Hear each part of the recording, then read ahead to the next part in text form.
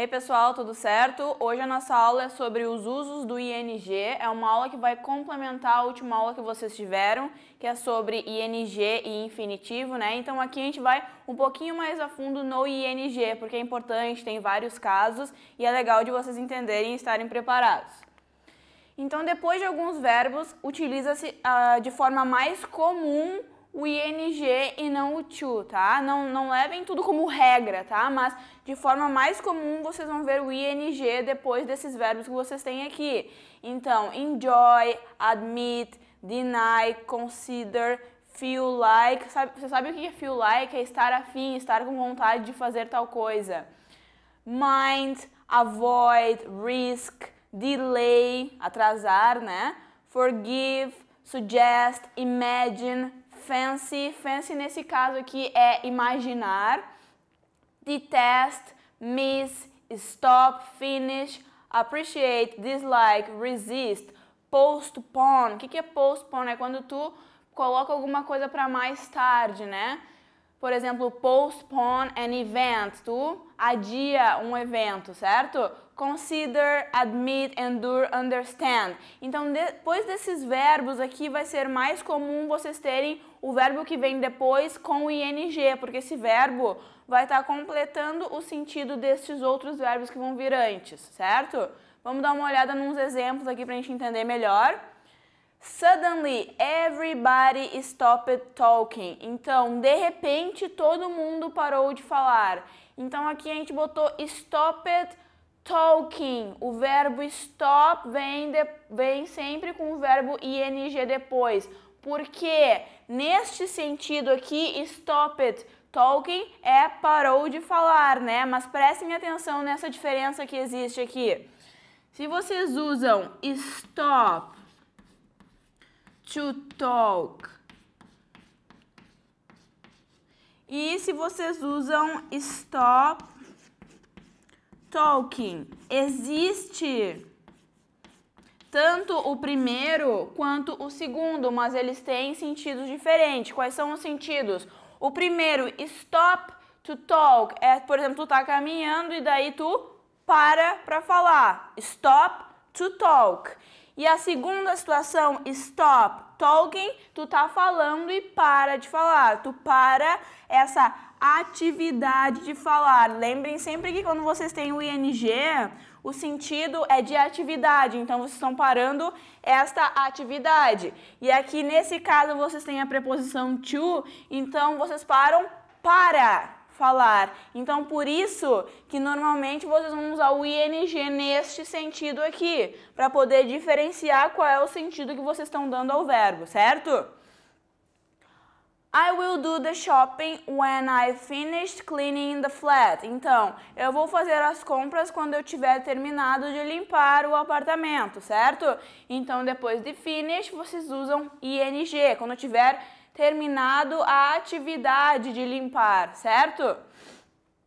I don't fancy going out this evening. Eu não tô afim, não quero sair nessa noite, certo? Fancy, depois vocês têm going out. Então, eu não tô afim de sair hoje de noite, não quero fazer essa atividade aqui, por isso vocês têm ING. A forma negativa é not mais o ING. Então, por exemplo, when I am on holiday, I enjoy not having to get up early. Então, quando eu estou de férias, no feriado, eu gosto de não ter que levantar cedo, certo? Not having to get up. Não precisam usar auxiliar aqui para negar. Entenderam? Segunda situação, depois de alguns phrasal verbs que possuem o mesmo sentido dos verbos citados anteriormente. Então, por exemplo, give up tem o mesmo sentido de stop, né? Como se fosse desistir. Então, depois de give up, vocês vão usar ing. Put off tem o mesmo sentido do verbo postpone, adiar, né? Go on, carry on é contínuo, o mesmo sentido de continuar. E keep ou keep on fazer algo continuamente, né? Então, depois desses verbos, desses phrasal verbs aqui, vocês colocam ing também, porque possuem o mesmo sentido daqueles outros verbos que vocês têm lá. Alguns exemplos: I've given up reading newspapers. I think it's a waste of time. Então, eu desisti, eu parei, né? Mesmo sentido de stop. Reading, ó, verbo read com ing, newspapers. Então, eu desisti de ler jornais porque eu acho que é uma perda de tempo, certo? Segundo, you keep interrupting me when I'm talking. Tu tá sempre me interrompendo quando eu tô falando, né? Então, vocês tiveram o keep aqui, que tem o mesmo sentido de continuar, continue. Então, vocês colocam o ing no verbo que vem depois, certo? Então, vamos para a próxima situação aqui. Utilizamos o ing antes de substantivos. Olhem os exemplos aqui. A waiting room, a sleeping pill. Aqui nesse caso, a palavrinha que está com ing faz a função do que nessa frase aqui? A waiting room, uma sala de espera, né? Então, a gente está qualificando a sala, né? Seria um substantivo qualificando a sala, faz quase uma função de adjetivo. Então, quando estiver fazendo essa função de qualificar o próximo substantivo, vocês colocam ing. A mesma situação aqui, a sleeping pill é uma pílula de dormir. Então, relaciona-se com o verbo sleep, mas está qualificando a pílula, por isso vocês colocam o ing, porque vem antes, né? Certo? Quarta situação, utilizamos o ing quando o verbo faz a função de sujeito na frase. Então, aqui, smoking cigarettes is bad for you. Então, o ato de fumar cigarros é ruim para você. Então, aqui vocês não vão colocar o verbo smoke, porque aqui a gente está fazendo um sujeito, um substantivo. Então, é o ato de fumar, lembrem disso. Então, quando a gente transforma em substantivo esse verbo, a gente coloca o ing. Quinta situação, utilizamos o ing quando o verbo faz a função de objeto ou de complemento na frase. My favorite activity is reading books. Então, a minha atividade favorita é, qual é? Ler livros. Aqui a gente está completando o sentido da frase, é um complemento. Por isso, a gente coloca o ing. Vocês não vão colocar aqui is read books. Não, is reading books, porque é um complemento, então precisa do ing.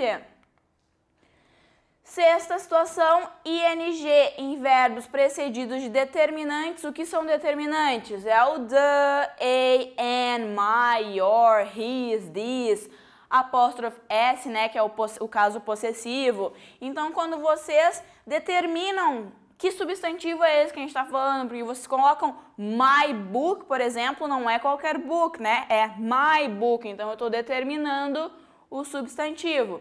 Então, por exemplo, does my smoking annoy you? Então, aqui se a gente traduzir vai ficar o meu fumar, né? O meu ato de fumar, o fato de eu estar fumando te incomoda? Então, vocês usaram my aqui, determinante, vocês vão ter que colocar ing depois do verbo. Segundo exemplo, I hate all this useless arguing. Tá? Então, aqui, this é o determinante, esse, né? Então, eu odeio essa discussão inútil, né? Toda essa discussão, por isso a gente tem que colocar ing no verbo argue, que é discutir. 7. Utilizamos ing em exemplos em verbos precedidos de preposição. You can't make an omelette without breaking eggs. Então, aqui a gente tem a preposição without, viram preposição, coloquem ing depois do verbo. Prestem atenção quando vocês tiverem a preposição to, porque é uma exceçãozinha, porque a preposição to transforma o verbo em infinitivo. Então, cuidem essa preposição.